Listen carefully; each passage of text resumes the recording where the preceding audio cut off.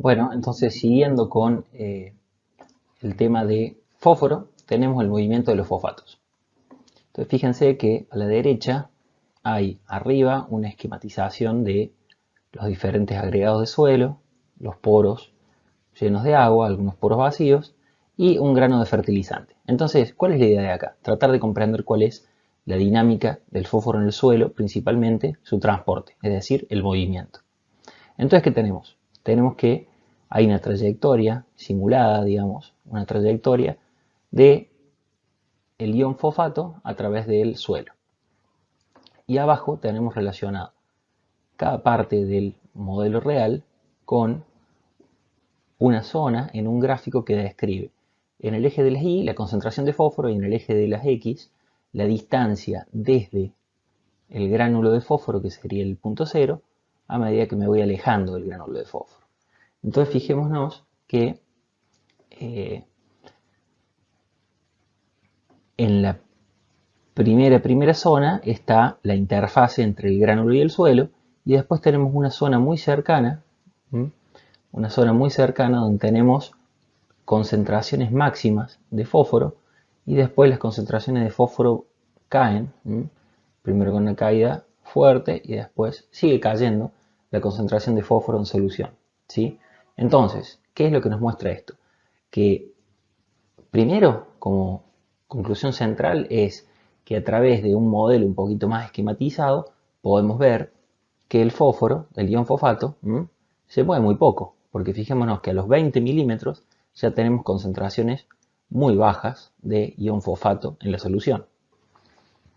Entonces las concentraciones más altas las tenemos dentro de los 10 primeros milímetros desde dentro de los 10 primeros milímetros que me separo del gránulo de fosfato. Y de allí empieza a caer y ya a los 20 milímetros estoy casi en el final de la difusión. Por supuesto que la difusión va a poder cambiar un poco de acuerdo al coeficiente de difusividad y de acuerdo a los suelos, pero esto es como un gran esquema que nos muestra en promedio cuánto podría ser la difusión. Entonces, a partir de esta complejidad podemos después esbozar la conclusión de, por supuesto, el fósforo se mueve a muy corta distancia, entonces lo tengo que poner muy cerca de la raíz. Esa es la gran imagen mental, poner cerca de la raíz porque no se va a mover más de 10 milímetros en full y no más de 20 milímetros en una zona de difusión. Y ahí es donde podemos establecer, fíjense, zona de saturación de fósforo, zona de no saturada de fósforo, y bueno, zona de interfase, la zona más cercana de interfase entre el gránulo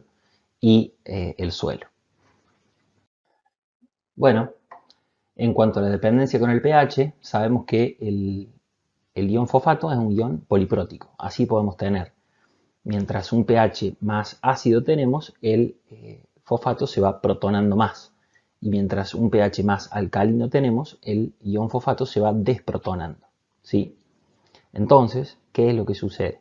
Que este es el anión ortofosfato mono que se encuentra en pH menores a 7 como H2PO4. Y si nos vamos a un pH mayor a 8, ya nos encontramos en HPO4, es decir, perdió un protón. Y eso hace que cambie la solubilidad, ¿sí? Entonces fíjense que entre pHs, en realidad entre pH 6 y pH 7, con un pico más o menos en pH 6,5, es que tenemos la máxima disponibilidad de fosfatos, ¿sí? ¿Por qué? Porque no están asociados ni a precipitaciones con calcio, ni a precipitaciones con los cationes hierro y aluminio. Entonces tenemos la máxima cantidad, digamos, de la especie química, eh, por un lado libre, ¿sí? Y por otro lado, eh, la tenemos en su fórmula, en su especie más soluble.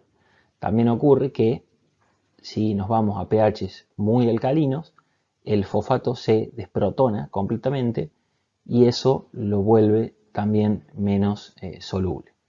Bueno, eso es como para tener en cuenta respecto de la disponibilidad de pH, siempre eh, los pH cercanos a la neutralidad, alrededor de 6,5, son los que aseguran una mayor disponibilidad de fósforo. Entonces, yo puedo tener una solución que tiene fósforo, pero no va a estar disponible para la planta a medida que yo me aleje del rango, porque no es un punto exacto, sino que es un rango de máxima solubilidad. Bueno, acá de nuevo tenemos el pH como regulador fundamental de la disponibilidad de fósforo, pero lo tenemos un poco más didáctico, digamos. Fíjense que acá tenemos en el eje de las X pH y el grado de retención de fósforo en el eje de las Y. Tenemos un aumento de los fosfatos insolubles, acá en pH ácidos entre 4 y 5,5 tenemos las mayores precipitaciones. ¿Por qué precipita? Porque se une el ion fosfato con el ion con el hierro y con el aluminio y forman compuestos insolubles que precipitan y quedan invisibles o no disponibles para la planta. Por otro lado, a medida que me alejo de 6,5, que es el pH óptimo, vieron que en el anterior teníamos un rango y ese rango estaba un poquito extendido, era una bibliografía un poquito más gruesa, como para tener un rango más grande, pero bueno, esto es un poco más fino y fíjense que 6,5 es el rango que podemos decir que hay mayor disponibilidad porque hay menos retención. Es acá y fíjense que entre 6 a 7 seguimos teniendo un buen rango de disponibilidad. Ahora a medida que me voy hacia la alcalinidad ya empiezo a tener precipitaciones con calcio y problemas de falta de solubilidad. Bueno, esto es lo mismo en la derecha, no me quiero demorar demasiado.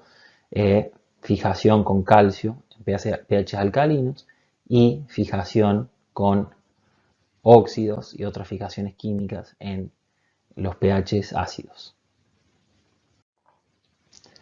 ¿Y por qué siempre volvemos a esto del pH? Bueno, porque cuando veamos en las siguientes diapositivas el concepto de fósforo extractable, cuando a mí me llega un análisis de suelo, a mí me dice el nivel de fósforo extractable, pero no está corregido por pH. Entonces nosotros tenemos que tener en cuenta que en un suelo ácido o alcalino puedo tener una menor disponibilidad de la que el fósforo Bray me está indicando debido a las precipitaciones que existen.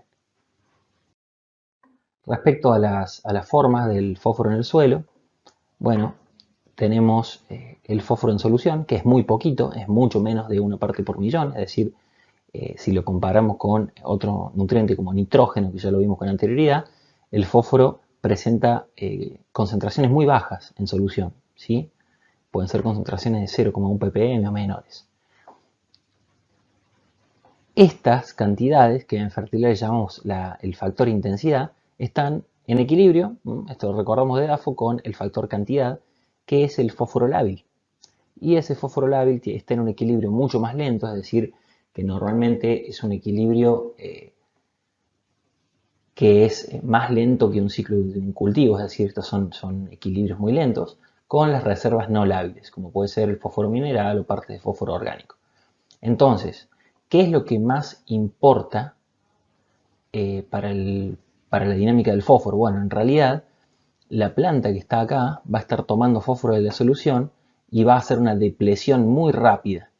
Y me voy a quedar sin fósforo en las cercanías de la raíz. Esa depresión de concentración lo que va a generar es un gradiente y entonces, porque va a haber menos concentración, y entonces a partir del fósforo lábil, que principalmente va a ser fósforo absorbido, el suelo va a desorber fósforo que va a reabastecer a la solución.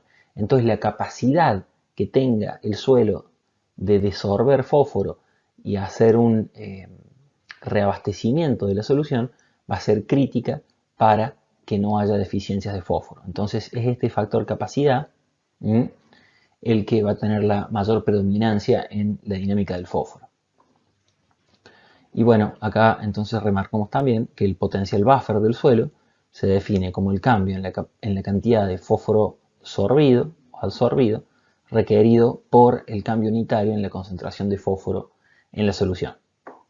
Acá tenemos abajo, no sé si se llega a ver, quizás está un poquito cortado, tenemos el fósforo en solución en equilibrio con las formas lábiles, que está en equilibrio mucho más lento con las formas no lábiles. Nosotros en general en fertilidad nos vamos a estar moviendo acá, ¿sí?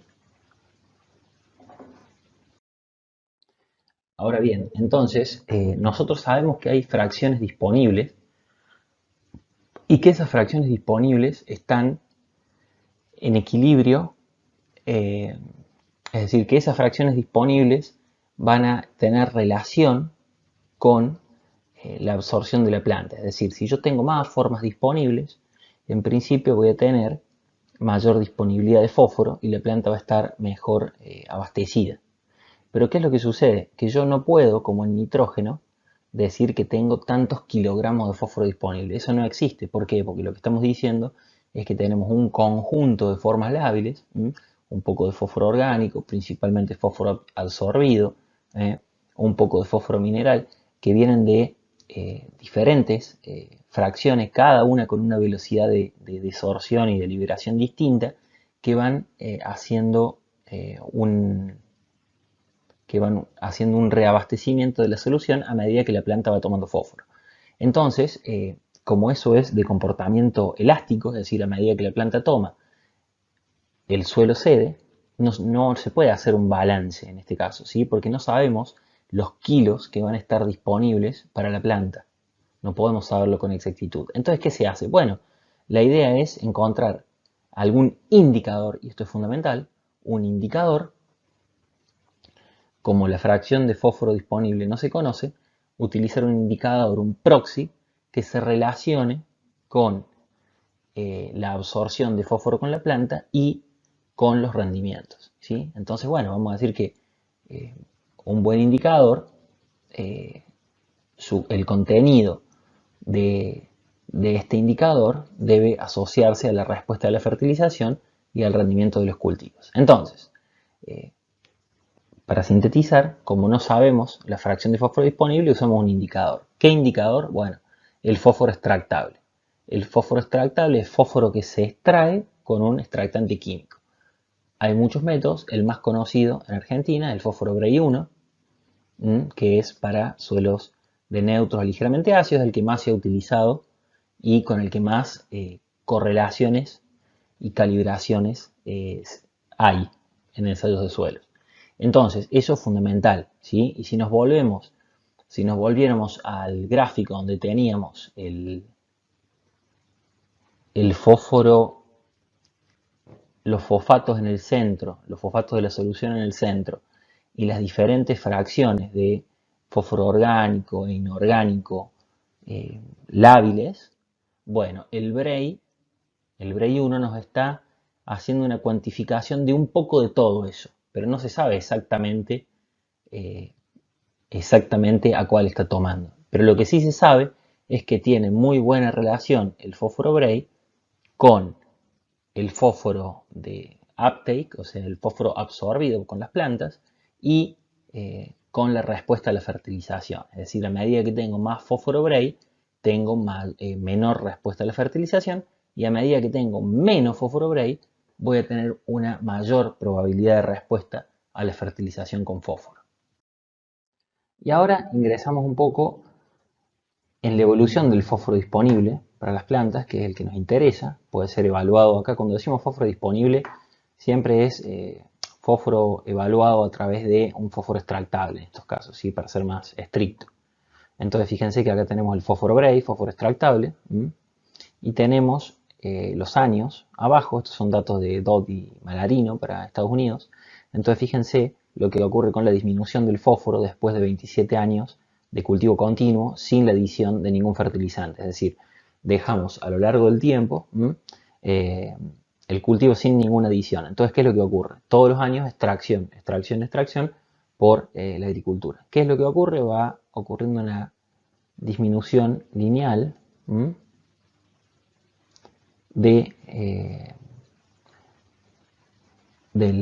los valores de fósforo extractable, y en paralelo también en un momento, fíjense que partimos acá del 100% de rinde, y esto es año 1975, y para el año, en el 2005 no llegamos, pero para el año 2000 tenemos el 75% de rinde. O sea que se han perdido en 25 años el 25% de rinde, aproximadamente 1% por año, por no hacer fertilización fosforada. Bueno, esto es una buena un buen puntapié para empezar a entender qué es lo que sucede si no fertilizamos. Bueno, el balance por supuesto va a ser negativo y voy a perder fósforo. Ahora, eso quiere decir que sí o sí, si yo pierdo, si yo tengo un balance negativo de fósforo y en el largo plazo empiezo a perder fósforo, ¿voy a tener sí o sí respuesta a la fertilización? Bueno, no necesariamente, porque si yo tengo 100 partes por millón de fósforo, lo cual está por arriba de cualquier umbral, y no fertilizo, voy a pasar a tener a los 10 años menos fósforo, voy a tener 90 partes por millón y 80, pero siempre voy a estar arriba de un umbral crítico. Entonces, la respuesta a la fertilización, siempre nos tenemos que acordar que depende de si estoy arriba o abajo del umbral crítico, que se determina siempre como un nivel de fósforo extractable por encima del cual es muy baja la probabilidad de tener respuesta a la fertilización. Bueno, acá en esta diapositiva tenemos el perfil generalizado de fósforo en el suelo. Fíjense que los mayores contenidos están en los horizontes superficiales, en el horizonte superficial, y el fósforo cae en profundidad, y de hecho también sabemos que el fósforo es muy importante en la nutrición de cultivos cuando el cultivo es pequeño y tiene mucho que ver con que le permite tener un buen crecimiento radicular. Entonces todo nos lleva a que lo más importante es el diagnóstico del fósforo en los primeros 20 centímetros, ¿sí? Es decir, de manera superficial. No me voy a detener demasiado en esta diapositiva y vamos a ir a la siguiente.